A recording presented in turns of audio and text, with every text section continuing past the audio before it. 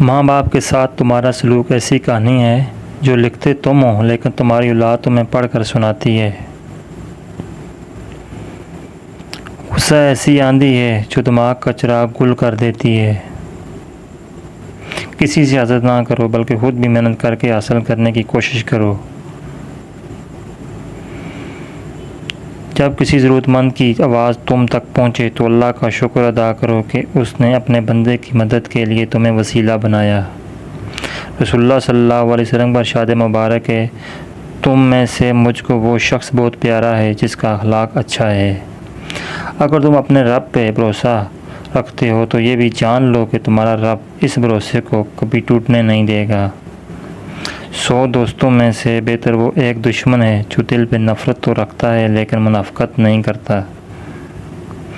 اچھا سوچیے اور اچھا بولیے، کیونکہ بدگمانی اور بد زبانی دو ایسے ہیں جو انسان کے ہر کمال کو زوال میں بدل دیتے ہیں۔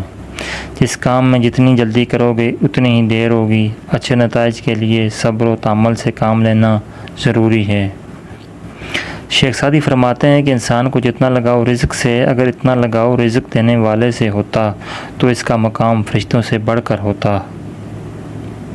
حضرت علی رضی اللہ عنہ نے فرمایا، مومن کی زبان اس کے دل کے پشت ہے اور منافق کا دل اس کی زبان کی پیٹھ۔ حضرت علی رضی اللہ عنہ نے فرمایا، سب سے بہترین لقمہ وہ ہوتا ہے جو اپنی محنت سے حاصل کیا جائے۔ رسول اللہ صلی اللہ علیہ وسلم نے فرمایا کہ ذہان اور اقامت کے درمیان دعائیں رد نہیں ہوتی، لہذا دعا مانگا کرو۔ شک ایسی بیماری ہے جو انسان کا سکون ختم کر دیتی ہے، اس لیے شک نہیں کرنا چاہیے۔ جب دعا سے بات نہ بنے تو فیصلہ اللہ پر چھوڑ دو۔ اللہ تعالیٰ اپنے بندے کے حق میں بہتر فیصلہ کرنے والا ہے۔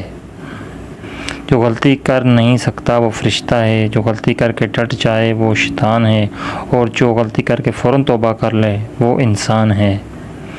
اگر جنت میں اپنی مرضی کی زندگی گزارنا چاہتے ہو تو اس دنیا میں اپنے رب کی مرضی کی زندگی گزارو۔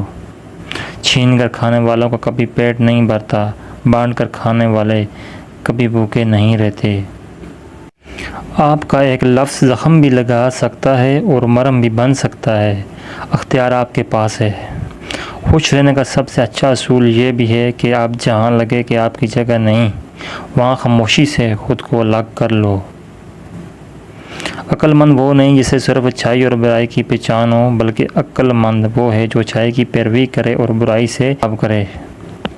حضرت علی رضی اللہ عنہ نے فرمایا کہ دوستی کرنا اتنا آسان ہے کہ جیسے مٹی سے مٹی پر مٹی لکھنا، لیکن دوستی نبھانا اتنا مشکل ہے جیسے پانی سے پانی پر پانی لکھنا۔ جب تم سکون کی کمی محسوس کرو تو اپنے رب کے سامنے توبہ کرو، کیونکہ یہ انسان کے گناہ ہی ہیں جو دل کو بے چین رکھتے ہیں۔ جزاکم اللہ خیر۔